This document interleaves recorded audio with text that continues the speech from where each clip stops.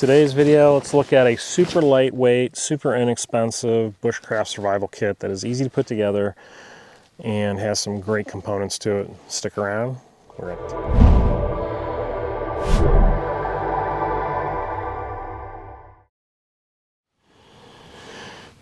Alright, thought I'd sit underneath this tree, kind of like I would do if I was out hunting, and kind of go through what I've been putting together in this kit and why I think it's super effective as a survival kit for hunting, scouting, hiking, bushcraft, whatever you endeavor you're doing out in the woods.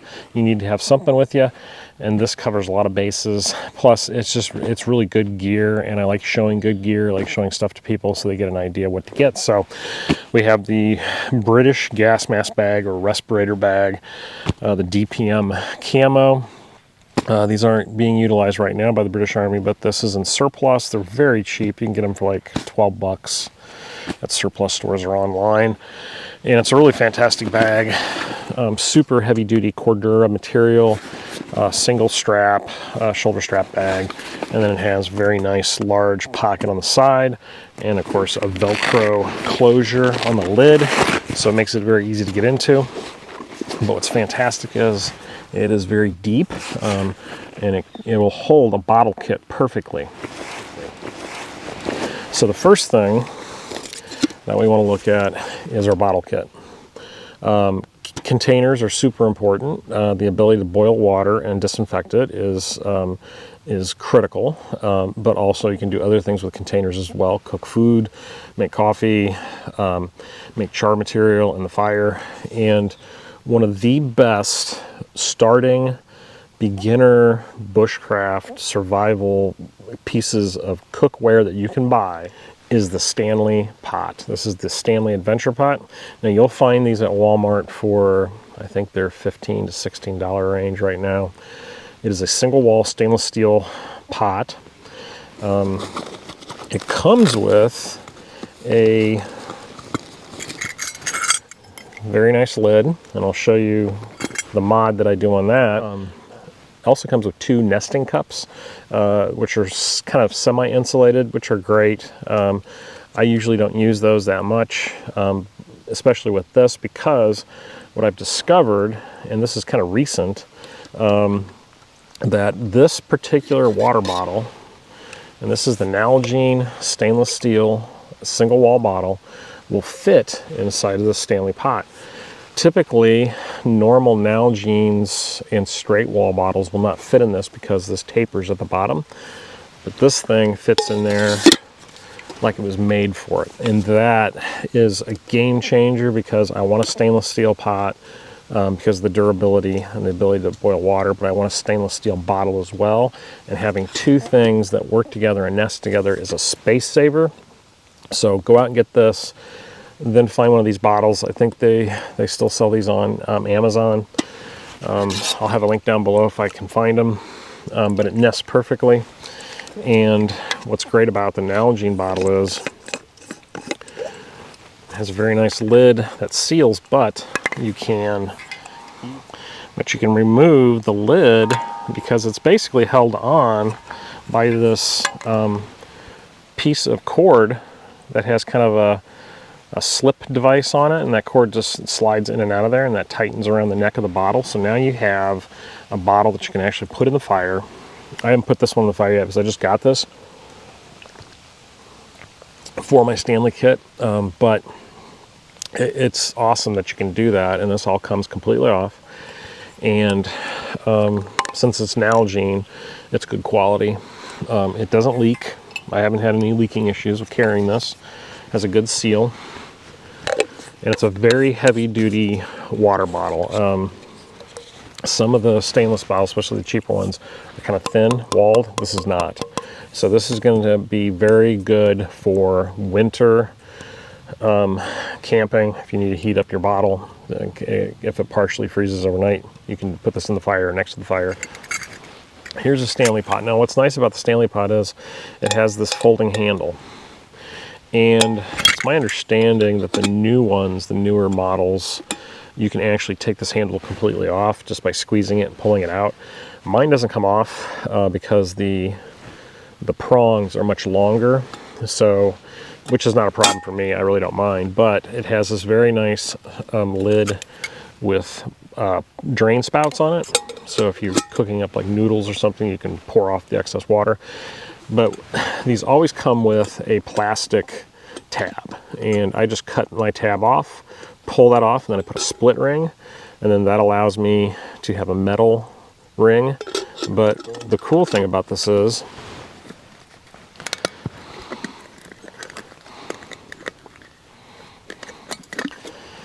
that now you can hang it up over a fire just like that with that ring, and that lid stays closed, and it's very easy to take on and off. Now, part of my system with this cook pot is since I'm in a public area, I don't want to do a lot of fires, open fires, especially during hunting season, things like that. It's distracting. And it's dangerous right now, especially in the fall. There's so many leaves on the ground. It's very dry out here. It's a fire hazard. So what I like to do is I like to have some kind of stove with me. And I know a lot of bushcraft guys are like, well, that's not really bushcraft. Well, don't really care. It's you bring the equipment that is necessary for the area and the environment you're in. And these BCB Fire Dragon stoves are fantastic. It is like an S-bit stove, but it is a little bit better because it is burning gelled alcohol, so there's not that smell that the S-bit tabs have. And it's a bigger stove, and it actually has a wind wing on it, which helps a little bit with protecting the fire from wind. But what I do with mine is that I have this little piece of aluminum flashing. This came with an alcohol stove set, so it has holes in it for airflow, but that goes around the stove and just helps protect it more, and that focuses the heat and protects it from wind. And I'm going to show you how these work later in the video, so I'm going to actually set this up and boil some water and show you how that all works together as a system. But there's my Stanley pot. So just so you guys know that mine has been used a lot. I've had this thing, I think, over 10 years. It was like when these first came out, I went out and got one at Walmart and have been using it ever since, on and off. And it is a piece of kit that I will never get rid of because it is just a fantastic little pot. And of course, it's got graduation marks on the side. So it's a really decent kit. And another nice thing about this, another tip on these will fit the small isobutane cartridges for gas stoves, will fit right inside here. And then so you can put your fuel canister and then your stove on top of that, and then you have a nice little grab and go kit if you don't want to use like the Fire Dragon stove. You can actually use a gas stove. So of course, another important item, especially for bushcrafting, anytime you're going to be working with saws or knives, working in the woods, a decent pair of gloves, and they don't have to be super expensive. These are just the Walmart Hyper Tough gloves. I've had these for over a year now, and I've been using them on and off, and they're very inexpensive. They're comfortable. They're easy to put on and off, and they offer me at least some protection. Leather gloves are better working in fire, but for just a lightweight kit scouting around, these are good enough. And they fit great right here in the lid of the haversack. Of course, you're going to want some kind of shelter or something to keep you warm. With this kit, you don't have a lot of room to carry a lot of extra stuff like a poncho, but you do have room for something like this. So this is from SOL. This is the survival blanket. It's a 1 or 2 person blanket, and the dimensions on this, it's like 60 by 96, so it's a pretty decent size survival blanket. So with this, you're able to, do some different shelter setups. You can of course cover up in it, be on the ground. You can turn this into an A-frame. You can put it up against a leaning tree. So there's a lot of different variations you could set up with this. And it doesn't weigh much, doesn't take up a lot of room in your haversack or your small kit.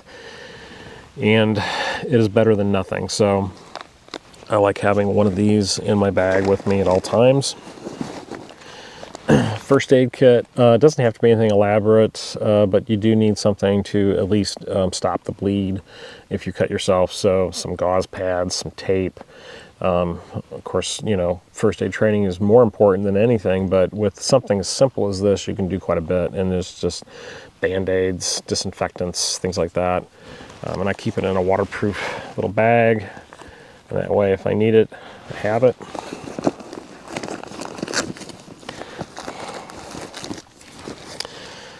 And of course, I carry a cotton bandana, a lot of different uses for that. But it is a great way to grab a hot pot, and to bandage yourself up to stop bleeding, wipe the sweat off, a lot of different applications, so a cotton bandana. And then, at least for today, some coffee packets, just as a morale booster, if anything, but of course, hydration. Multipliers, powder drinks are good things to add to your kit for summer. And then as it gets colder, I'll probably throw in some soup mixes just so I have some broth to drink, if you know, to keep me warm and to make sure that I'm drinking liquids and keeping up my morale. So and then we want to talk about tools. So there is a lot you can do with a very good saw. And you don't have to have a huge saw, because we're not going to be cutting down huge trees out here in a situation where I just have to spend the night, or even for the day. I may need just to cut some branches back if I'm hunting, creating a makeshift shelter or blind. I don't need a big saw, so this is about as small as I would go. This is an Open L. It is a fantastic saw. I've had this for years. It cuts very well. It's very comfortable, very safe. But does a great job. And then a knife. So knives, I've showed tons of different knives in my videos. I reviewed a lot of different knives. I'm always trying out new stuff. There is no right or wrong answer. Knives are very personal. I typically do not carry Moras, especially the non-full tang ones, just because they're not full tang. I just don't trust those as much because I think they will break. I've seen them break. I know they break. I mean, I know people who've broken them. It does happen. So I like a full tang knife, and I like a knife that's just a little bit bigger than 4 inches. Now this is a new knife that I just got. I haven't had a chance to mess with it too much. This is from a company called Station 9. It's a really unusual knife company. There's not a lot of information on it that I can find, even on their website. A buddy of mine on Instagram, Bushcraft and Baseball, check out his Instagram and his YouTube. He's always showing really cool knives, and he showed this, and I saw it, and I just loved the shape of it and the style. So it is very much has a military kind of styling to it. Reminds me of an Air Force survival knife or a combat knife. But what I was blown away is by the price on this thing. It was under $100 just for this knife with a Kydex sheath. And then so I started doing research on the company. What I found out is that the owner and the guy who designs these knives is a French bladesmith. Does some very nice work. I've looked at his website, even though I can't read it. Beautiful stuff, really, really practical stuff. And he's an explorer. He's out on the Amazon doing expeditions and things like that. So his stuff is based in reality, and it is also based in survival. But the Station 9 line of knives are not made by him. They are designed by him, and they are made overseas. This one is actually made in China, as far as I know. But it is high carbon steel. It's over 5 inches in blade. It has a G10 handle. It is very comfortable to hold. It has good grip. I love the guard on it. I love the blade shape, that classic blade shape. So anyway, this particular knife just really appealed to me as far as the looks of it, and the price and the quality seemed really decent for a knife that's not manufactured here in the United States. And the people who own these that I talk to seem to think these are good knives. They don't have any issues with it. So it's just I think it's a standard flat grind. Like I said, high carbon steel with a black oxidized finish, and then that G10 handle.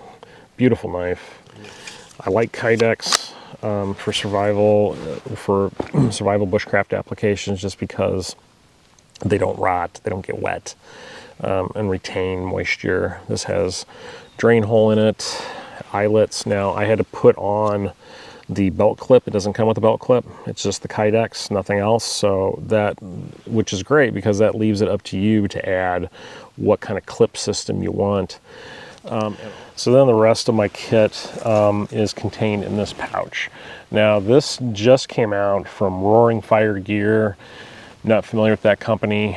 Check them out. I've done many reviews of their gear in the past. They really have cool, innovative stuff, and this is their new organizer pouch. And I'm going to show you what's in here and why I love this pouch so much. I mean, one thing, it's just very cool looking pouch. It's kind of a waxed canvas material, which is kind of unusual these days. You don't see a lot of that in these types of pouches. It does have MOLLE compatibility, but you can also wear it on your belt very easily. Good grab handle on it.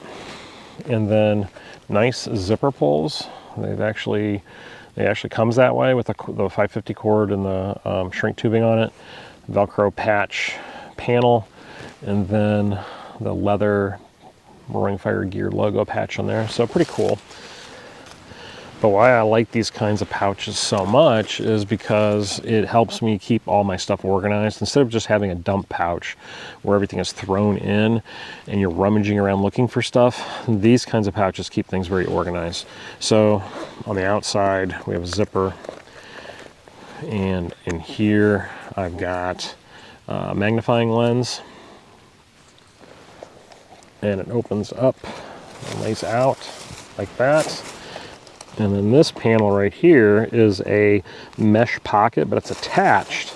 And what that does is that opens up. So now you can see I have all the items that I need for starting a fire, signaling, navigation, and use some additional items as well. So perfect little organizational pouch, really cool setup. I love the design of this thing.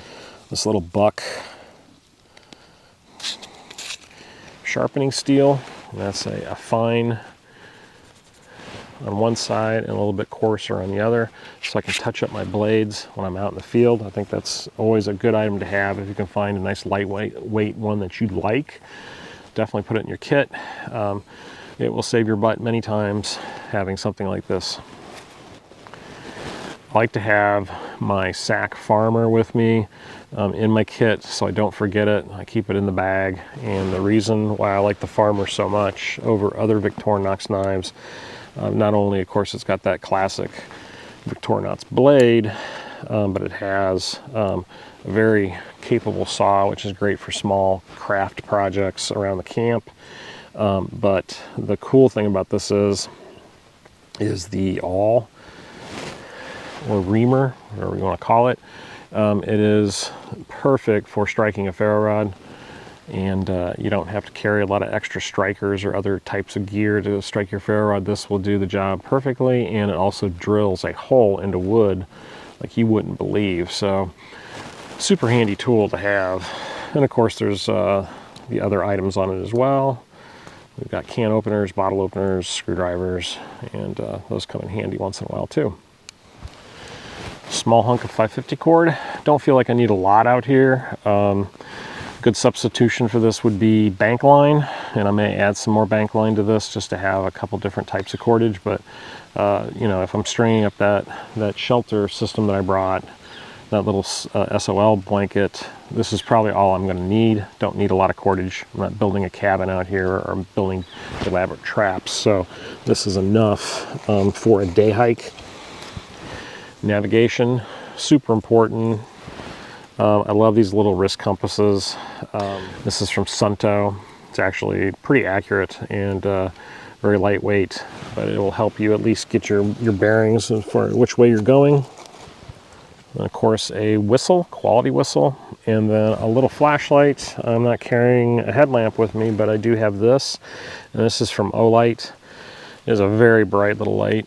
It is enough to get me back to my vehicle if it gets dark in a hurry. So over here I've got some fire starting capabilities. I've got my Bic lighter.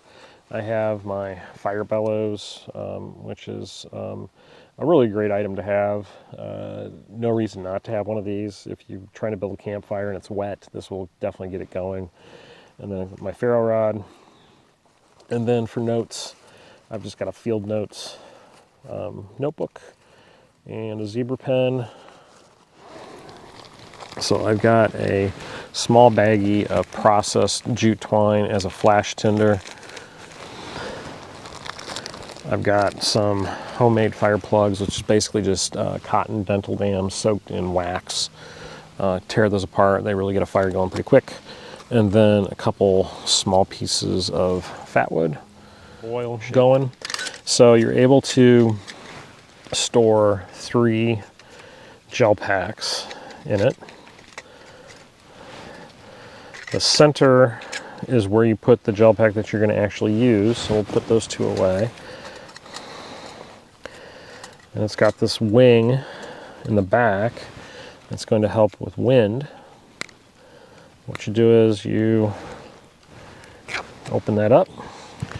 As soon as you open that up, you can smell the alcohol. It's very strong. So you put that tab in there.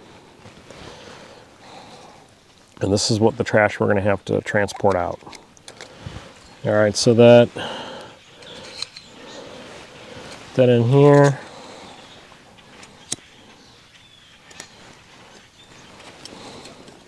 You gotta be careful with these with alcohol stoves, because sometimes you can't see the fire that well.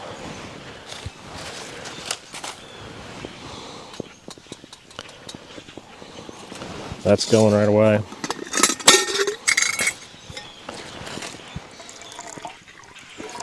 Enough to make a cup of coffee. Put that right on there. Ground's not the most even, but it'll do. Keep an eye on it.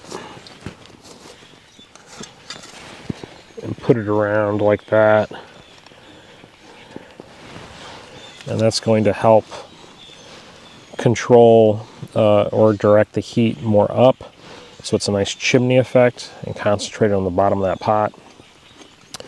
And then protect any wind from dissipating the heat. So we want to keep it concentrated as much as possible on the bottom of the pot. You can hear that alcohol burning. Sometimes with this ring, what you can do is, let me show you here.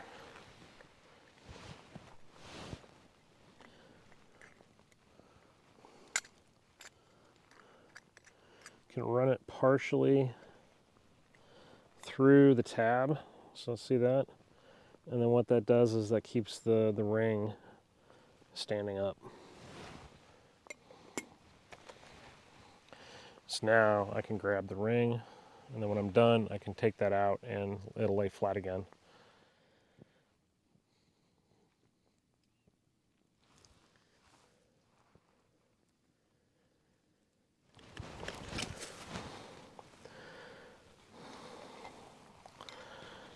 Boiling.